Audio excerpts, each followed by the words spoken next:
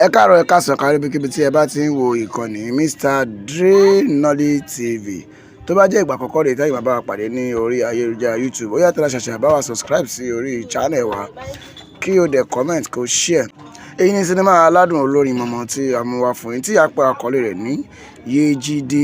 Yejide ni orúkọ sinimá tí a mú wá fún yín tí a ó máa ṣe àfihàn ẹ̀ ní orí ìkànnì Yoruba Plus. Abbey Jimoh òun ni ó kọ sinimá náà ló tún darí. Ẹjẹ́ àti mọ̀ gbogbo eré tí Abbey Jimoh bá kọ ẹ̀ mọ̀ pé gbọ́gbọ́n máa ń kọ́ sí i. Gbogbo pátápátá ni àwo ilé ọdún tí a gbádùn àrà ọ̀tọ̀ tún eléyìí tí Abbey Jimoh tún gbé jáde. Yejide ní orúkọ sinimá eléyìí. Yejide ọmọbìnrin alágbára kàkàkí òun ni Yejide jẹ́. Tí ẹ bá wo sinimá eléyìí tí ó bá jáde sí orí ìkànnì Yorùbá Plus, gbogbo pátápátá ni a máa jẹ ìgbádùn. Ẹ ṣàmọ̀ pé Abbey Jimoh kò ní láéláé fún yín ní òfo.